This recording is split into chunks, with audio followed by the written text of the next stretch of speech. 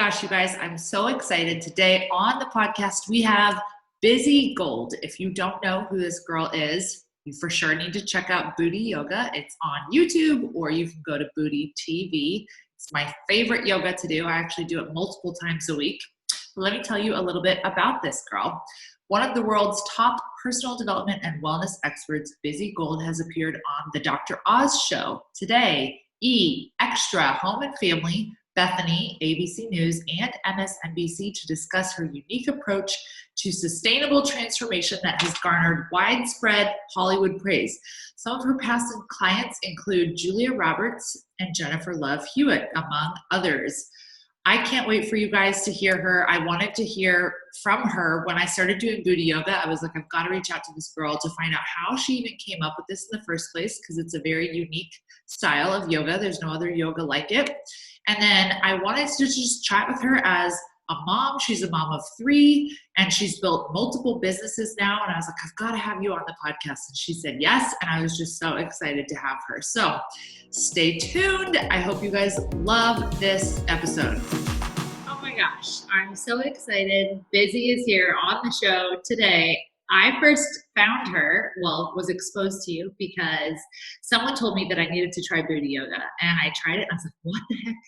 What is this? Because I had never experienced any kind of yoga like it before, and I was hooked, and I downloaded the app, and Bizzie became my new virtual trainer, and now here she is chatting with us on the show today. Hello. But I reached out to you on Instagram, and I was like, girl, come on the podcast and share, because I've seen you build clearly multiple businesses, and now you're building the break method, and you're a mom, and I just love your vibe. I love your energy. And I was like, I want to hear all the things. So welcome to the show. Thank you. Thank you for having me on. I'm glad that we were able to make this work before I have my 3rd Bambino. Seriously, I know. I wasn't even sure if you'd be able to be on the show today, because you are right there, right? When I went to go pick the date, I was like, nope, she won't be born by then. I kind of just used my little, intuitive powers, and I knew that we'd make this happen today. I think if I had to guess, I bet I still have another 10 days, I feel like. And you are someone that is so strongly connected to your intuition. And that's, someone can just tell that from the outside looking in. I think that's what I saw the most in you, and I was really wanting to work on developing that within myself. Tell us, how did you get so in touch with your intuition? Well, the biggest block to intuition is actually instinct, which I know is a tough pill for people to swallow. Instinct is often related to survival patterning. And when we think about survival patterning, obviously what comes next with that is protection, protecting ourselves from fear, protecting ourselves from being let down, protecting ourselves from being rejected or being made to feel like we're not being supported or being kept safe. So when we think about how instinct plays a role into that, yes, the original purpose of instinct for physical selves was to keep us safe from, a woolly mammoth or some sort of animal trying to eat us out in our environment. But often we let these instinctive patterns actually block and contaminate our intuition. So we'll be out doing something, and all of a sudden we'll get this, someone will get a hit and they're like, oh, my gut's telling me blah, blah, blah. And that blah, blah, blah sometimes is intuition, but most of the time, until you actually weed through what your instinctive fear patterns are and what they sound like and how your brain tricks you, they often start to contaminate your intuition. So you might be 20% accurate, and then the rest of that 80% is really just trying to get you to stay safe or stay in that kind of chaotic cycle that you typically reside in. So the number one way to expand your intuition is to understand what your instinctive fear patterns are and protective reflexes so that you can rewire them. Then when the intuition actually comes up, it's usually something that would be at odds with what you would typically think or act on. And then you know that you've really gotten to the good stuff. So it's usually opposite of what you would act or think. Often, yes. Especially before you've done any sort of intentional rewiring or self-discovery work. Because often it'll masquerade as, oh, I'm just getting like bad vibes about that person. It's like, well, are you getting bad vibes about that person? Or is this actually your deep-seated fear of rejection that's using this instinctive pattern, overlaying a little bit of intuition because maybe their energy is slightly off, but maybe you're taking that slightly off energy and you're making it about yourself because you're still truly acting out of instinct and not intuition, or is it truly intuition? Usually it's the previous until you've actually unwound. Oh my gosh, I have like so many directions we could go with this right now. But do you have an example of using your intuition where you were like, oh, this was the opposite of what I would normally do? Oh, yeah. I mean, so most of the time, these sorts of like true intuitive hits, especially for me as it relates to business, these intuitive hits, especially as it relates to business, these are typically the like shit your pants moments where you're like, I'm sorry, universe, you want me to do what?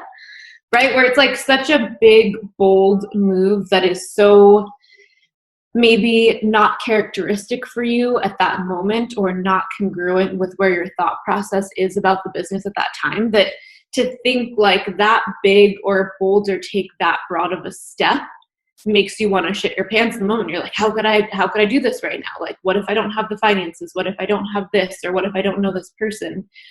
So it's kind of that act as if, and I know that you probably saw me posting about this the other day on my Instagram, that concept of being able to still take action and move forward even when it's a maybe and it's not something definite.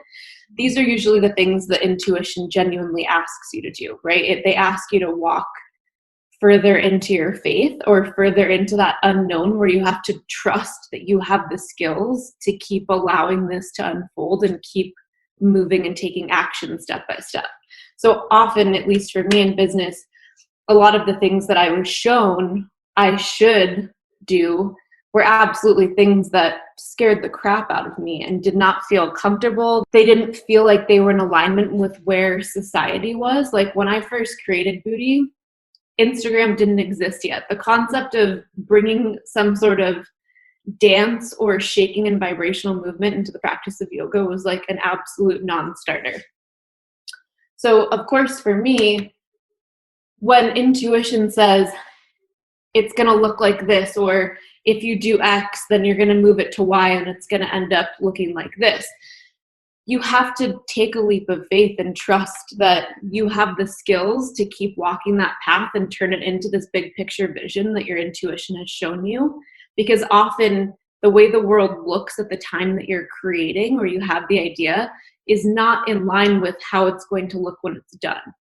And intuition for me usually shows itself in the form of reverse engineering something where it'll show me the completed version and then I have to say yes, and then I have to figure out how to reverse engineer that to actually bring it to life. I'm so glad that you're talking about this because the biggest moves that I've made in my business, especially financially, they were an oh shit moment where I literally was like, what the hell did I just do? Like, I'm like, you can feel it in your stomach. You can feel it like, yeah, I'm going to shit my pants type thing. Yeah. And I've heard other people say the opposite of that. Like they've advised, like never invest in something that you can't comfortably invest in. That's so not true. Well, because I'm always like, well, no, because I couldn't afford what I invested in at the time. It was a huge leap of faith and it ended up like 10xing my income, right? Like because there's a part of that, oh crap, that's going to make you show up differently. 100%. What would you say to that when people are like, oh no, don't invest unless you can comfortably invest? I mean, I don't know who would give such advice. That I can understand giving that advice if you're looking at it from purely like a financial perspective of like actually diversifying your assets and things like that, right? That's pretty different than investing in like business, brand, intellectual property, things like that, right? Which is like investing in ideas and people. That's very, very different. It's a different process to quantify how you invest in just like hard currency or something that has like a more tangible element to it than investing in people and ideas. So in general, what you're really referring to, and I teach this a lot in Break Method, is this concept of needing to effectively reverse the way your brain thinks of confidence, because most people, if you ask them why they didn't do something, the first thing that they say is, oh, I just wasn't feeling that confident about it. When really, confidence is actually generated through commitment and courage. And you can't actually gain confidence unless you continually learn how to commit and follow things through with courage, which is what you're referring to. That, like, the moment where you want to shit your pants, but you say yes and you keep going anyways, that is I'm committing to getting to point X. And even though that scares me, I'm going to keep taking the steps, however small they might need to be, to get toward this position. Then once you arrive at the position, that's when you've actually created or generated confidence. But up until that point, confidence is this theoretical, elusive, intangible thing that people just think that they're supposed to feel. And maybe it's like they feel in their head without really acknowledging it that confidence is supposed to look or sound a certain way. Like when you're confident, the heavens are going to open up and God's going to be like, oh, this is your business opportunity. That's never the way it actually goes, right? So for most people, the biggest things that are blocking this are that they're afraid to commit, right? So the number one way to take action and learn how to build confidence is just to start committing, period, full stop. And then to understand what is likely going to become a roadblock or a hindrance along the way.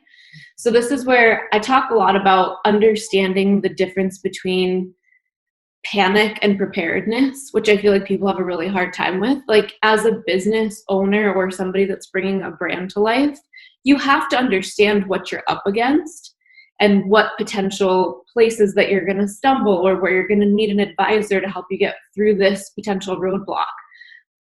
That's not panicking. That's seeing what the pathway looks like from point X to point Y and knowing how you're going to have to bob and weave, how you're going to have to pivot.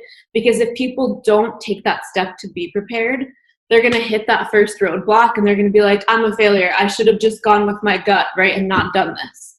When really, that's not, your gut was trying to stop you from doing the whole thing because it didn't want you to get let down. So then it made you convinced that you shouldn't commit to it in the first place.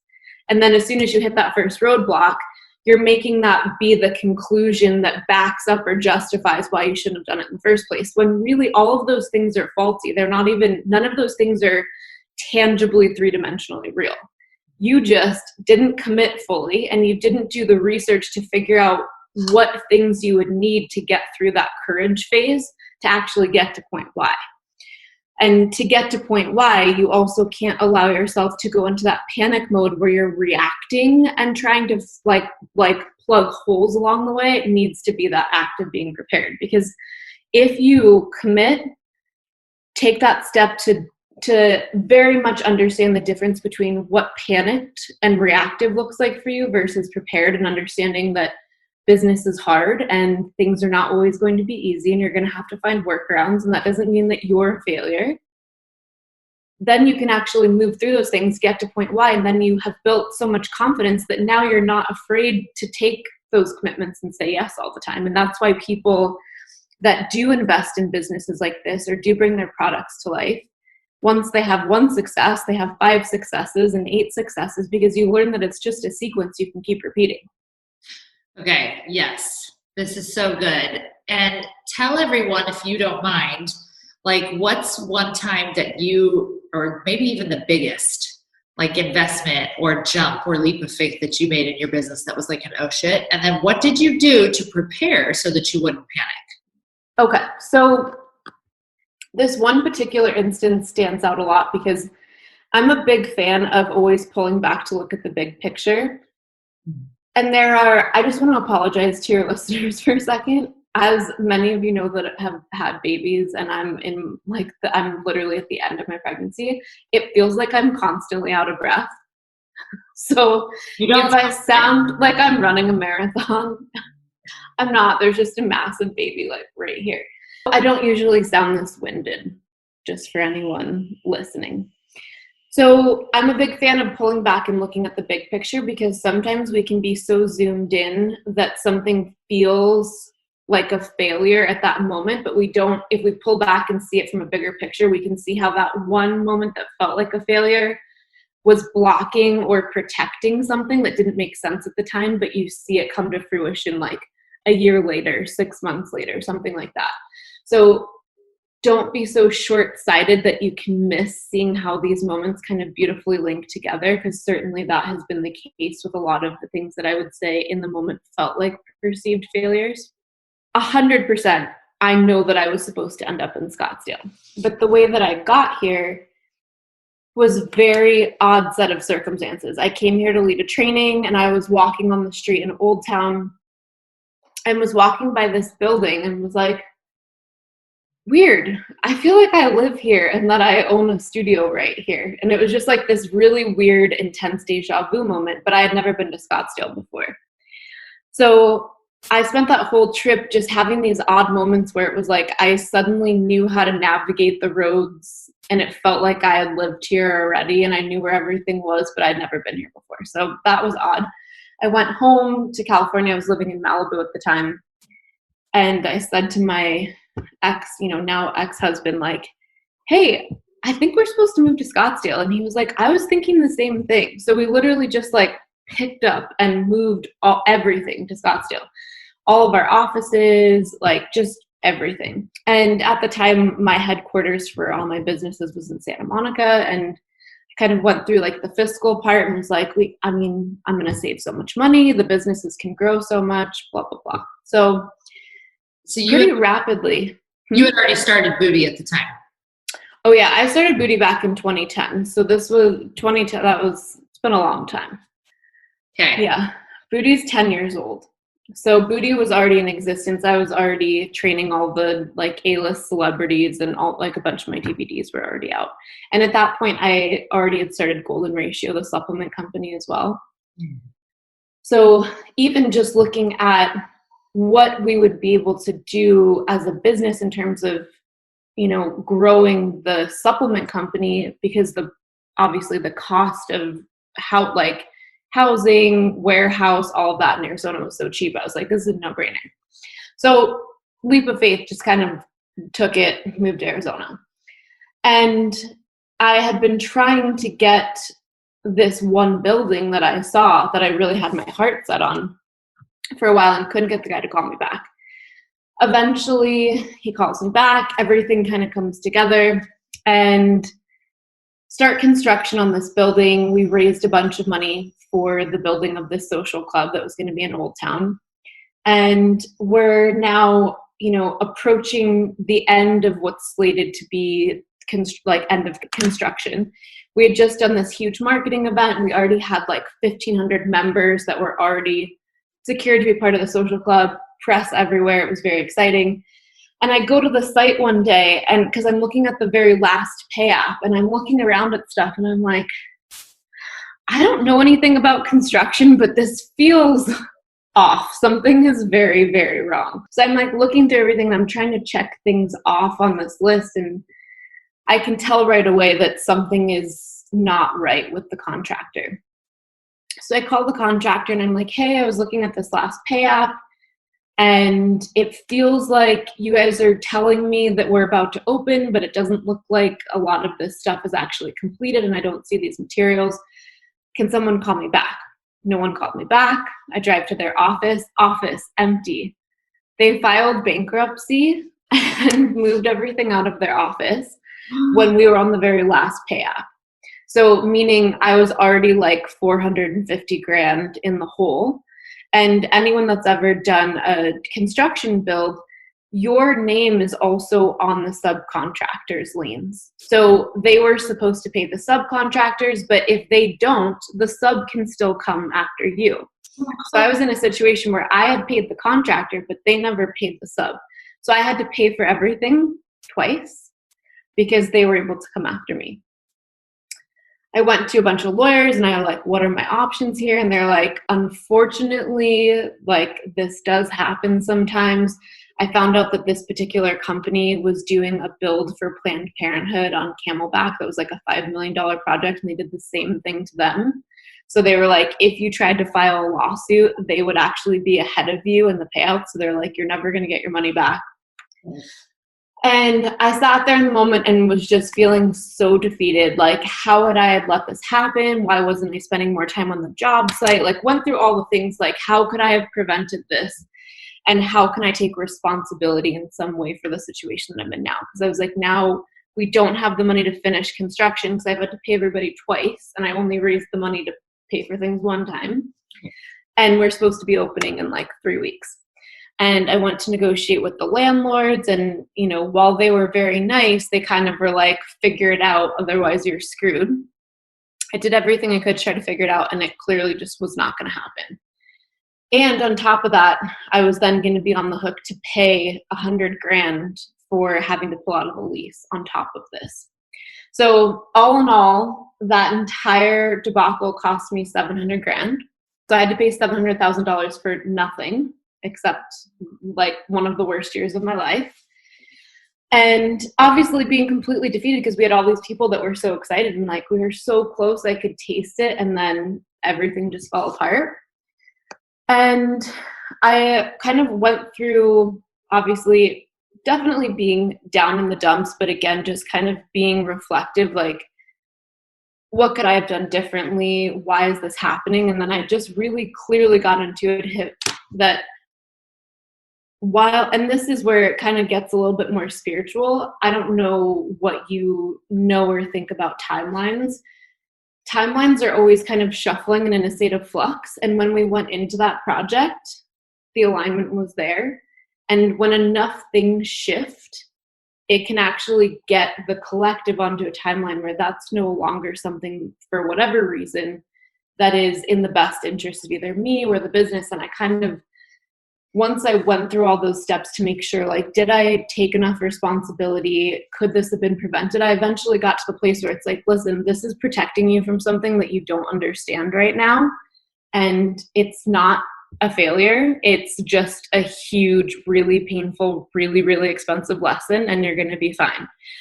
So I had to kind of pick myself up by the bootstraps and say, okay, here's the situation. I wasn't able to complete this build. I'm now $700K in the hole. And because I raised money, I have to pay these people back. Right? So I have to pay them back with a product that doesn't exist, right? Because there's no physical space to generate revenue. So I went into this mode where I just very clearly was going into intuition, saying like, okay, I acknowledge that somehow this is protecting me, even though it feels like shit, frankly, and I'm not happy about it. And I just asked to be shown exactly how to pull myself out of it. And in that moment, I started to see all of the different pathways that I had to change things with how Buti was being carried out as an e-commerce business. I spent probably 4 months really like tightening up on spend, changing team members, changing how we sold the products, changing the product offerings themselves. And that year, we tripled the growth of our company. So in 1 year, tripled the revenue, even more leaning toward quadrupling the revenue. It was like a 350x. By the time we got to the end of that year, I had paid everybody off. The business was literally in a completely different trajectory. And remember, in that moment, I don't know that I shared this, but I feel like to pull myself out of it, even paying twice, I was short something like relatively minimal, like $150,000. Like, it wasn't like if I could just find $150,000, I could have made it all work, and I just couldn't. So I was like, okay, I'm learning the lesson. I'm going to keep going. So the company has this massive growth curve. Everything shifts, and it's like a completely different experience. I have like the team of my dreams. Buti's thriving. We don't have all this financial overhead. So even though we lost all that money, we made so much more money that year. And like, it really, the company leveled up in a major way because I had this fire under my ass. Like, I'll be damned if I'm going to fail at this and not pay these people back, you know? So the company grew. And then later on that year, I was like sitting down one day and I was like, God, you know, every time I go through the finances, I'm like, I just feel like there's one channel of revenue that's going somewhere that I can't find. and it would drive me nuts. So I hired a forensic accountant because I was just, for years, it was like, sometimes, and those of you that have businesses, it's like if you set certain different like apps up or payment channels and you have somebody else do it, not you, and it's not documented properly, sometimes you do end up finding that you have revenue going somewhere that is not going into your bank account. So I hired this forensic accountant, and it was kind of like approaching New Year's Eve of the year after I'd paid everything off. And everything was really just like on cruise control. The business was expanding. And I got a call on like New Year's Day from this forensic accountant. He's like, Bizzie, Happy New Year. He's like, Happy New Year to you. He was like, so I figured out where the money is going. And I was like, shut the front door. Where is it going? He was like, well, it seems one of your employees opened up a Stripe account and didn't properly link it to your bank account. And you have $700,000 in the Stripe account. And I was like, what? Oh my gosh. And then he kind of jokingly is like, do I get $100,000 finder's fee? And I was like, no, I already paid you to be my forensic accountant. But so what's so funny is like, once I navigated myself all the way through this lesson and actually kept following my intuition and made all of the tweaks that I was being shown to make, when it all came to a close, I literally was returned the exact amount of money in some sort of like hidden reward 2 years to the date later. So it was basically like it had to hide that from me so that I would keep walking these steps and also not keep moving forward. Because had I figured out where that money was, I would have been able to kind of like keep forcing this dream forward when it was clearly not the right time. Yeah. So it was a wild experience. And honestly, ever since then, that was kind of, you know, when you look at business growth, it's hard for a lot of companies like how Buti grew to grow that way without investment capital and without having to take on like other big owners.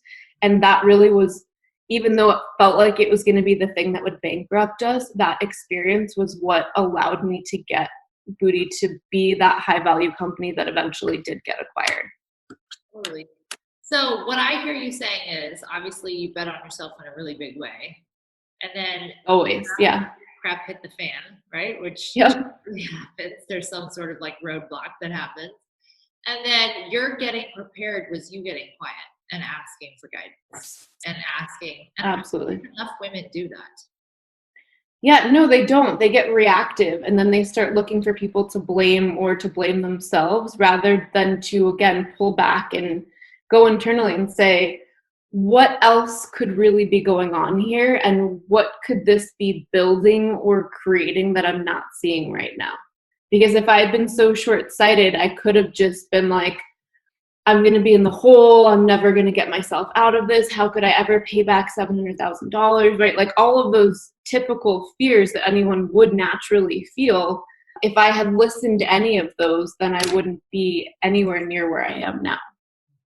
So let's back up a little bit because we like jumped right in. There's so much to talk about here. Tell us, how did you grow up like this way, always like knowing how to get quiet and sit with yourself and basically ask God to guide you? And like, because I think this is new for a lot of women listening in, especially, is like meditation, right? And asking God for guidance and going inward for the answers. And so how did you develop that?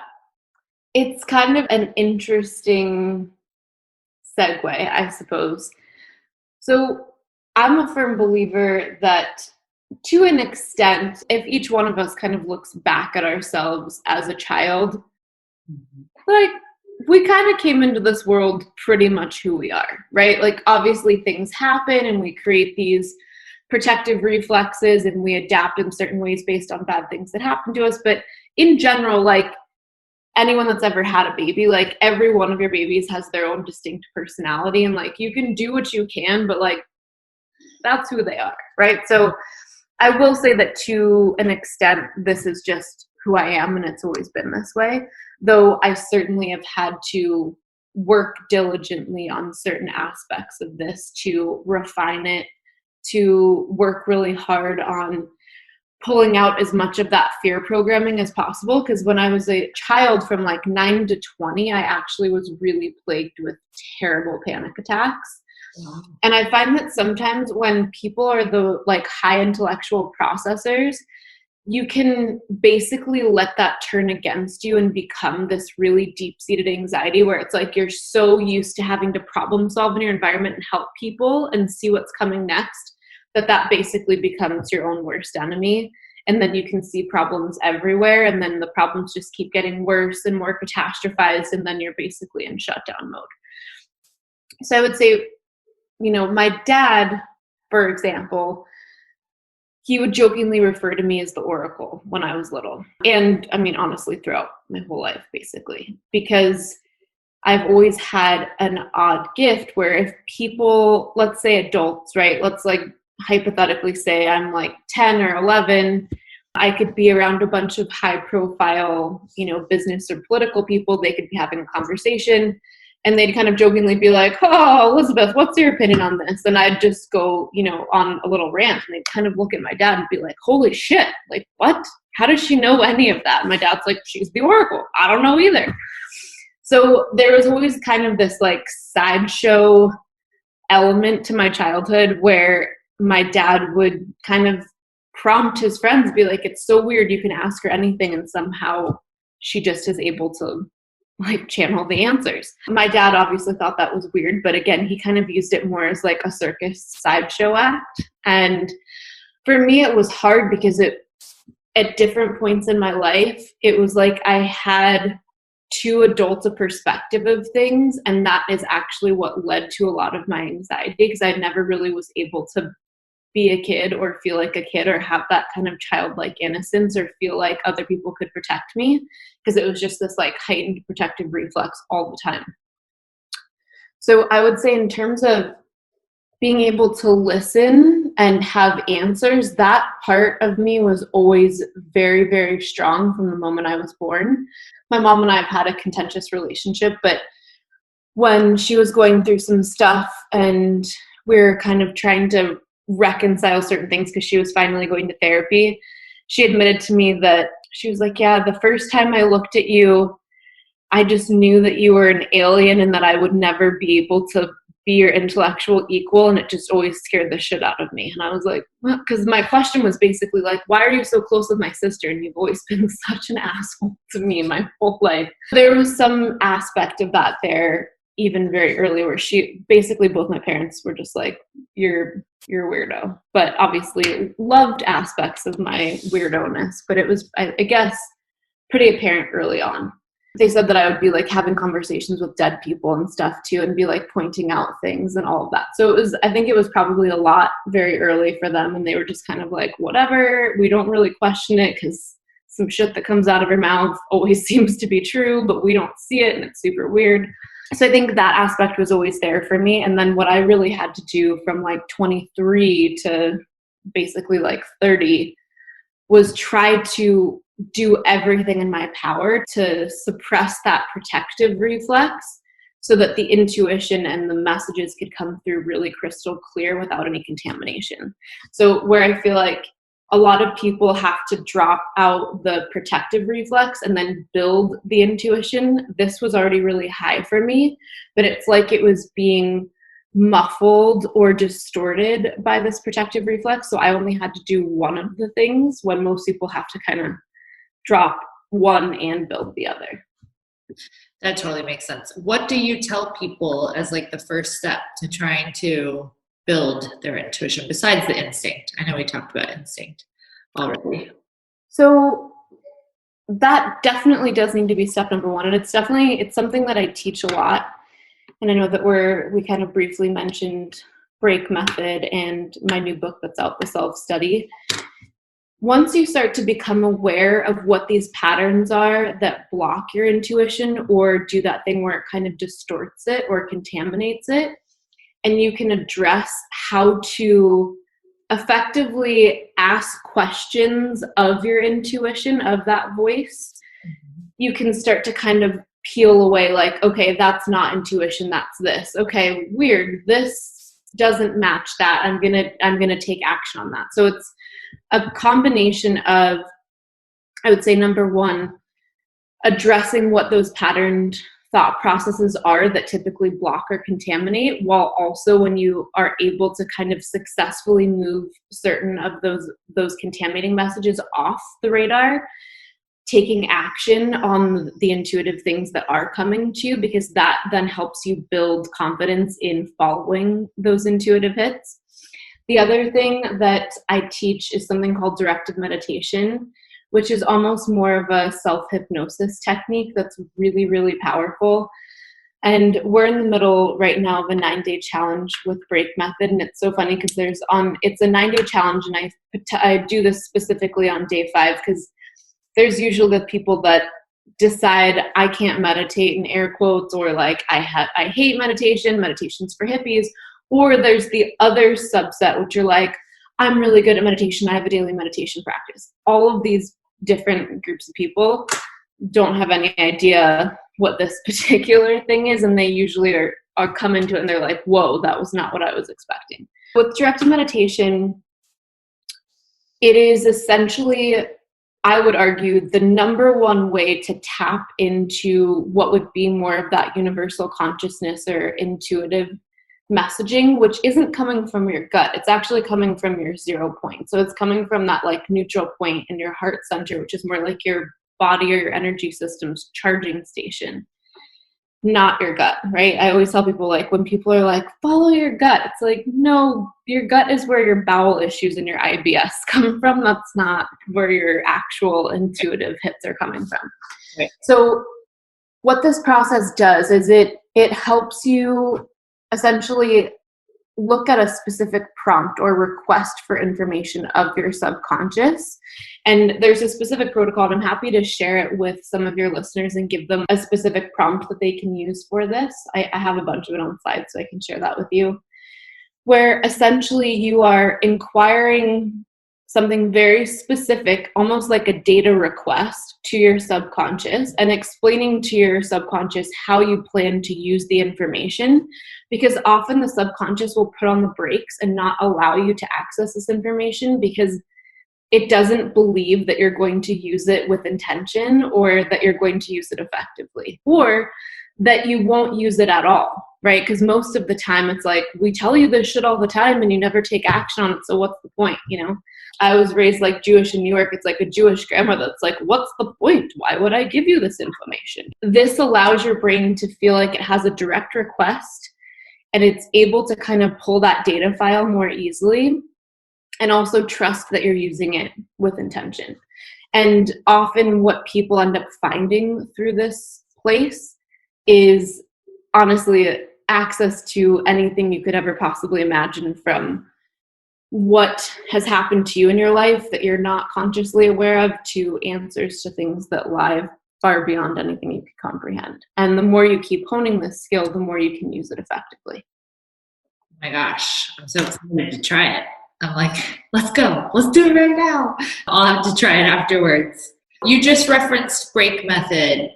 That's another business of yours. First, you had Buti, which I first of all need to know like how you even came up with it, because you said it was basically like intuitive. Oh yeah, I've talked about it on a few podcasts. I was in the middle of a Native American medicine ceremony trying to heal from the birth trauma with my daughter, and I very clearly was shown exactly how I needed to change my yoga practice so that I could heal my body. And I kept telling everyone the whole time I was on peyote that I was caught in the Shakti spiral, and I was like moving my body. I was like, you don't understand. And they were like, no, we don't understand. And then I went to go teach my regular like power vinyasa class the next morning. And I was like, guys, we're going to do something a little bit different. And I did that. And I'll never forget, I had this one client, Ken, who was like one of the older gentlemen that would take my class. He was definitely Chinese and would like not say very much ever. And it was usually like a very structured, hot class. And at the end, and he kind of looked at me and he was like, I don't know what that was. And I was like, me either. And he was like, but don't teach anything else ever again. And I was like, okay, good. Thanks, Ken. And then that was that. And I just kept going with it and going with it. And it became what it became. But it really was just going into that space where I was like, holy shit. When I was in that space, quite literally all I could see was like all of the yoga poses and all of the anatomy with all of the energetics on top of it, showing me how it was supposed to, how we basically were moving in too linear a fashion and that it wasn't actually beneficial to our energetic body. And that was that. Oh, I'm a huge fan. I love how it makes me feel. So, Me too. And then you created Break Method. When did you start that? So Break Method kind of naturally arose when I was teaching yoga teacher trainings. So in yoga teacher trainings, naturally when we would be focused on kind of the energetic anatomy and thus also the socio-emotional components that go with the energetic anatomy, I would just, do what I do. I'd be there lecturing, and it started to get to a point where at the end, certain students would email me some of my like best quotes of the weekend. And I'd be looking at them and I'm like, I'm so in the zone when I'm teaching that I wouldn't even necessarily be aware of what I was teaching.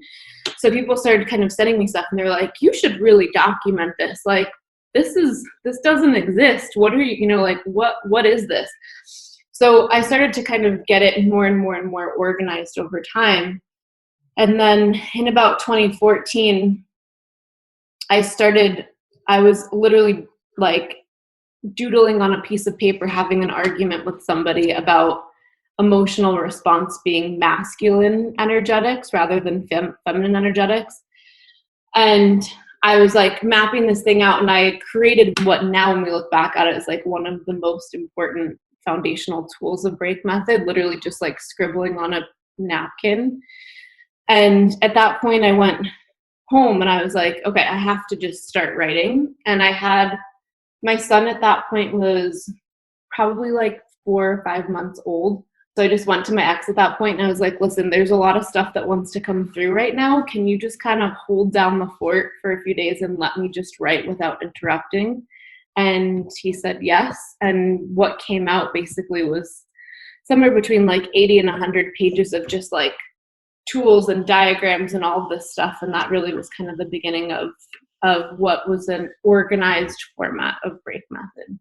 And tell everybody, what is Break Method?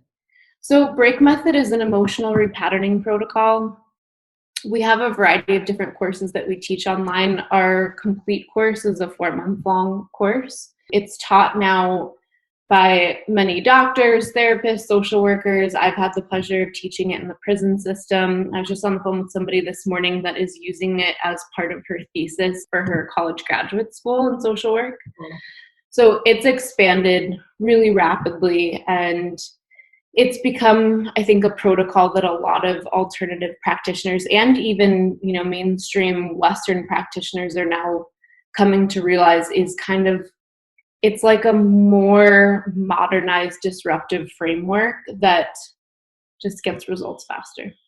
And you believe that you just channeled it from? I mean, I know exactly where it came from, and I talk about that at certain points in the course.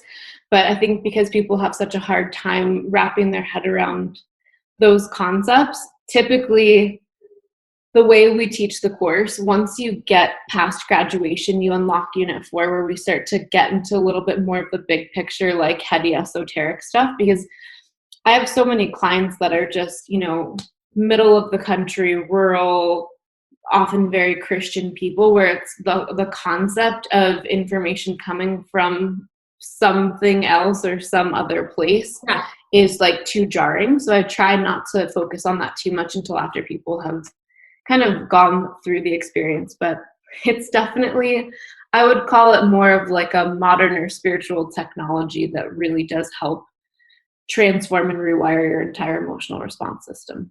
Well, when I was looking at your page, I was like, oh, this is like what Dr. Joe Dispenza teaches. Have you like read his stuff? And I have not. So I practice something called intentional ignorance. So I do not read, watch, or learn from anyone else in the space because I don't want to accidentally take from them or commingle or contaminate. It's just really important to me. So it's not out of disrespect for anyone. It's just Yeah. I'm a big fan of like when you have such a strong message in your lane, you're better off staying in your lane than trying to research other things, because it just like their thing isn't my thing. So it wouldn't make any sense to do it that way. But I'm very familiar, obviously, because we have so many people coming into the program from other things, that really what Dr. Joe Dispenza and what I teach her have basically nothing in common from what I understand. Oh.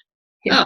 Oh, okay. Other than it sounds like he works a lot with, like rewiring and things like that. But I think the approach is pretty drastically different. Oh, okay.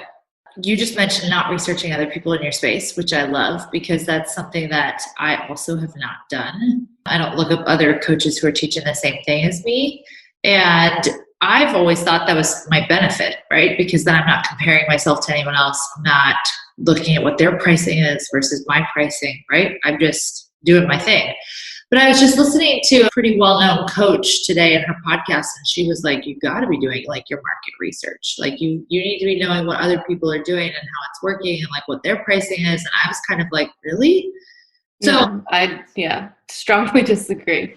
Talk a little bit about that, because there's a lot of business owners listening in right now. And when they come to me, when I've coached with them, they're always like, well, what should I charge? And I'm like, well, what do you think? Like, what feels good to you? Let's use your body. Let's get into your energy here. Like, right.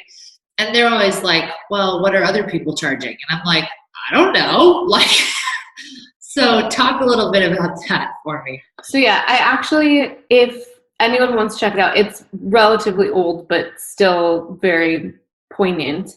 If you go to my podcast, The Modern Good, one of the first episodes is called How to Stay in Your Lane and Love It. And I talk a lot about this particular area and why it's so important.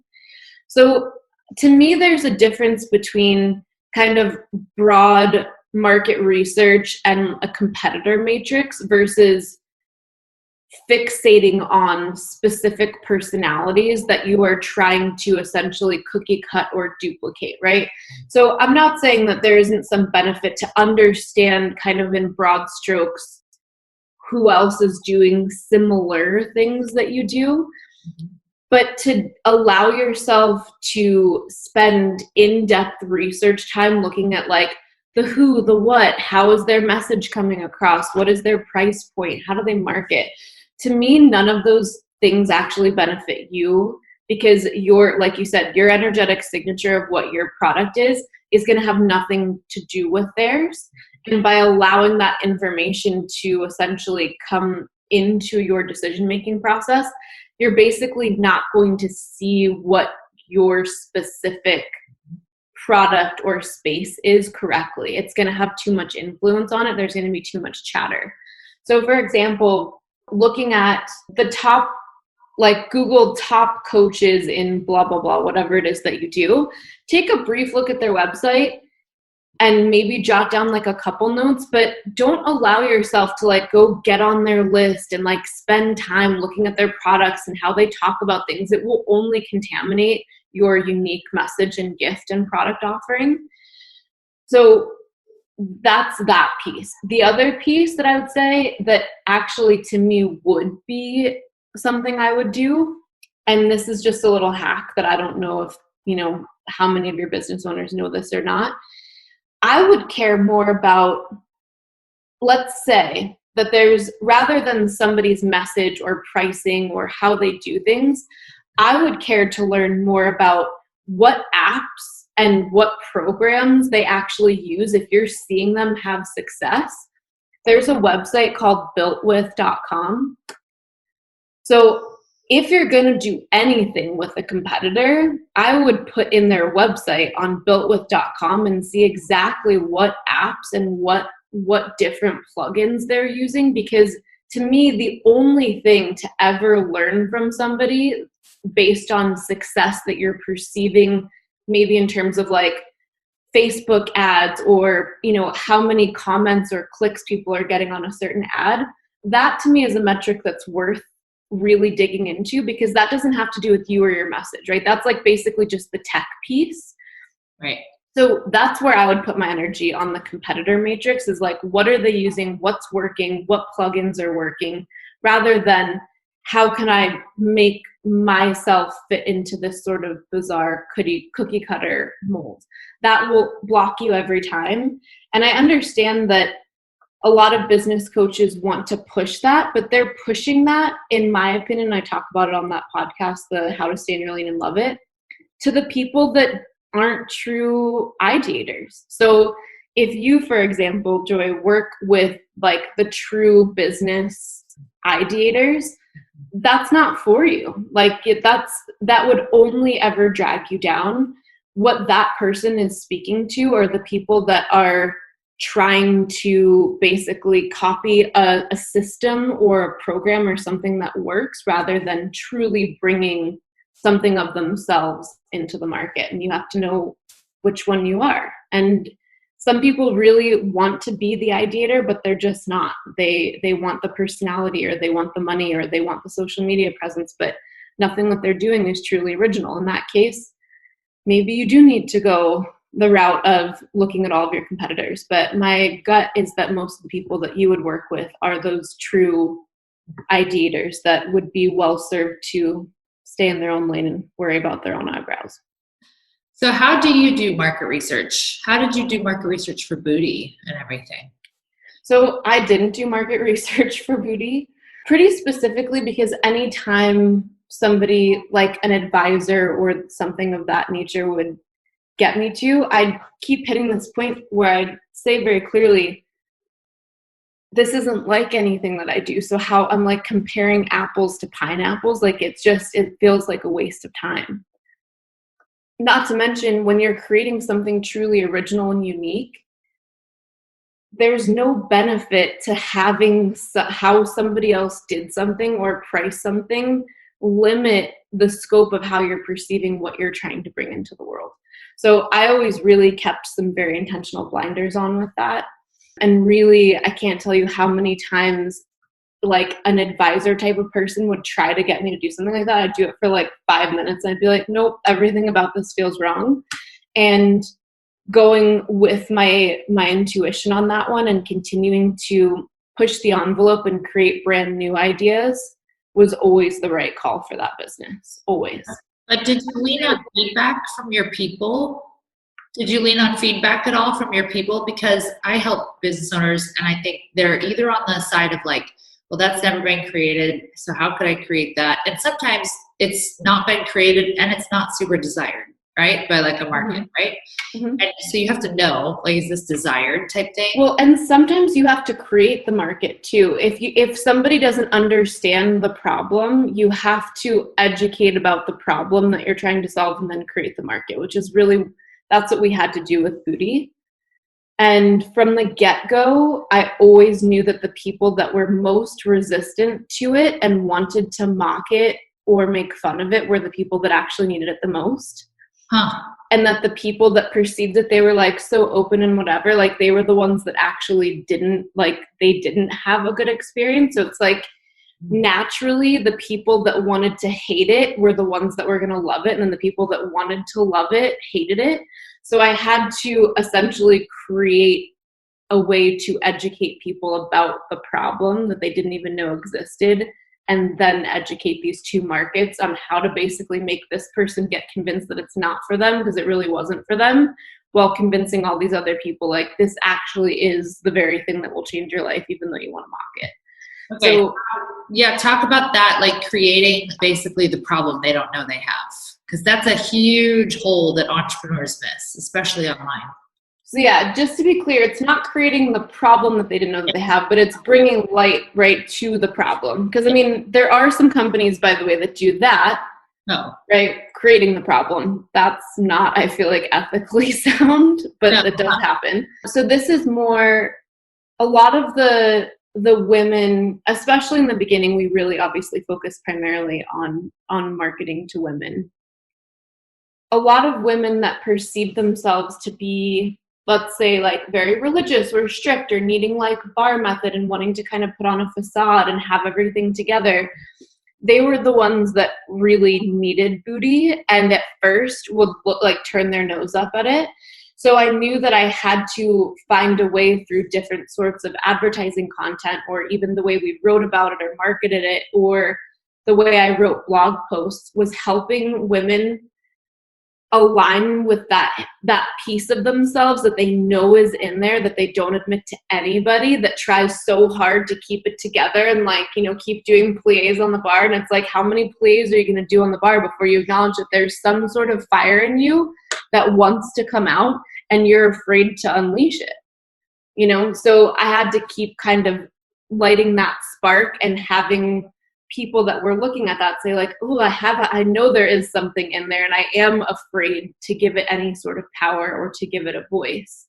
And little by little, we started targeting the various studios that we knew had these type of women, and it just exploded. Versus before, at all of, like, the people that would come in and, like, want to advise me, they're like, oh, go after this market or that market, go after the Zumba market. I'm not gonna fucking go after the Zumba market. Are you high? Like, that is not our demographic. No offense to the Zumba market, but it really wasn't. Like, you know, which is why it's important. Like, advisors can serve a role at some point in time, but they're not you, and they don't know your business, and they don't have your intuition. There's so many things that if I had done what a high paid advisor told me to do, I would have taken my business, like, multiple times. So you hired these people and then didn't listen to them. I love that. Yeah, often. Yeah. I love that, because people need to have permission. I'm sure they hated it. First of all, I'm like, how did you know those women needed this? Because you would see it happen, where it would be continually the women that would, you know, the feedback that we would get, for example, would be, I just want to say that, you know, doing this DVD saved my life. I had no idea that I needed something like this. When I first saw Bizzie, I was so triggered and I hated her. And then I, you know, bought it anyways against my own instincts, and it turns out it changed my life. Where it's like, we would just get so many of those that it was very clear, like, this woman that wants to keep it all together and keep a perfect facade, like, they are the ones that absolutely definitively need what we offer. Why? Because keeping it all together and trying to keep a facade it's not a natural process, right? It's trying to compartmentalize or people please, or trying to essentially project something that might not be reflective of what you truly feel, or the messiness that inevitably is happening in your head or in your heart. And it eventually is going to feel inauthentic and incongruent. And the more you keep living your life that way, the harder it's going to be to allow yourself to unwind. Because when you lead your life this way, you end up attracting a bunch of relationships and building friendships based on this person that they don't even realize you aren't. Right. But I would also argue that most people don't realize the control issues they have. Like, for sure, yeah. Myself included. I've been working with a coach. Well, my husband and I have been working with this coach for like the last 7-ish months now. And I'm only like just getting to the point where I'm like, frick, I didn't realize like I was such a control issue. Like such a control because your brain perceives it as a protective reflex, and it's really good at justifying it. So to you, it's just like, of course, this is who I am. Like, why would I not do it this way? Which is why it's so important to be able to pull yourself back and understand how that pattern was created, so you can have this glimmer of seeing things quasi-objectively for a moment, because then you can actually see that it truly is control. It's not just the only way to live your life kind of thing, but you have to be able to dissociate from it to see it often. Well, and I do tend to be such a person that's like, oh, I don't care, like whatever. Like I am very laid back. So from my perspective, I was like, what do you mean I have like control things? Like, and so it has been a process of like stepping back.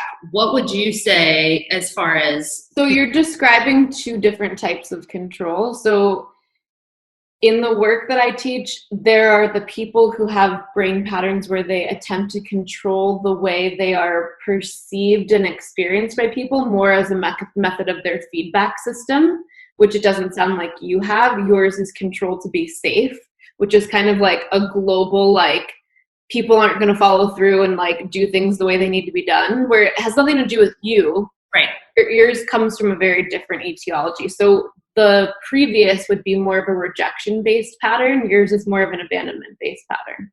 Ooh, look at you. I love this. How do you help people, or what do you tell them to start identifying like their control things? Because I think some women are like, okay, great, busy, enjoy. Like I'm hearing you guys say, like, follow your intuition, the oh shit moment, bet on yourself big. How do I know that that's Yeah, not I mean, this is exactly what I teach. So there are a variety of different ways to go about it. If you want to walk this path in a 30-day workbook journey without anybody helping you and just doing it on your own, that would be the self-study. Then there's a bunch of short mini courses, which are more like samples to see if it's something that you like. The 16-week course would be the ultimate way to do it. And then there's an 8-week intro version, which if you do that, you're able to apply that tuition to the full semester. That's usually good for people that tend to be a little bit more afraid of taking on academic endeavors, right? Because a lot of us, get to a point where it's like we haven't had to study and do homework and watch lectures because it really is like a college semester essentially. So sometimes that can be intimidating. So the 8-week version it's kind of a slower pace to give you a solid foundation to then pass right off into the 4-month course. So, I mean, it is what I teach. There's no like magic pill. There's no like red button you can hit and just like have it be done. There's definitely a phased approach to it. And I usually use the concept of understanding it through this idea of wearing glasses. So most people live their lives not understanding that they're currently wearing glasses that have a very specific lens prescription that was created by everything that's happened to them in childhood. Correct. So step one is to realize through a variety of exercises that you actually have glasses on and that is not objective reality. Correct. Right? Step two is to learn how to take them off and to actually look at what went into the prescription, because if you know how the prescription is skewing your perception, you can effectively remove it. And then you can actually rewire and interact with your environment in a way that creates the life you do want instead of the life you've been recreating over and over again. Love. I love that. So tell everybody where they can find you and potentially work with you. So you can go to breakmethod.com. That's where all of the online courses are. And then you can get my book at theselfstudy.com. And then anything, you can always go to buzziegold.com too. That's kind of just where everything segues out from. And then you can follow me on Instagram at Bizzie Gold. I love it. And then my last question that I usually ask every guest is like, if someone's out there listening to this podcast right now and they're in that like, oh my gosh, I just got hit with $700K debt, rock bottom moment, right? Where they're like, what the hell? And how am I going to make it out of this? What would you tell them to give them some love and encouragement right now? So number one is you have to ride that line. People tend to either go in denial and want to hide from the problem, right? That's probably the most common. Or on the flip side, fixate on and obsess on the problem. I'd say be careful not to hit either of those two pendulum swings. You have to acknowledge the truth, right? And just say, this unfortunately is where I'm at right now. Whatever this X is, whether that's debt or an employee that you thought was a key employee just bailing on you at the last minute, right? Whatever that thing is, you have to acknowledge the truth. Take a moment to take responsibility for the pieces of that you can. What can you learn in that exact moment? And then figure out exactly where you need to get yourself to in the future to solve said problem so that you can start figuring out how to reverse engineer those steps. And from that point forward, once you've figured out what those steps are or where you have to navigate yourself to get out of it, stop allowing yourself to hemorrhage any energy into the problem. Like the problem at that point, as long as you've taken a moment to acknowledge, like, yes, this is a real problem. These are the things that I did that got me in it. And this is the lesson that I've learned so I don't get myself in it again. You literally have to move it off to the side.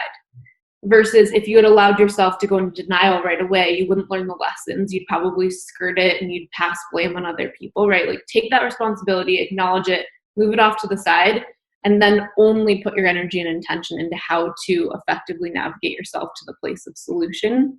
And that's it. I love it. Amazing advice. Bomb. All right, everybody, if you love this episode, take a screenshot. You can tag Bizzie and I. Tell us what your big takeaway was. Go give her some love. I can't wait to go snag her book because I for sure want to check it out. So Awesome. thank you. Thank you for coming on the show. Bye. Thanks for having me.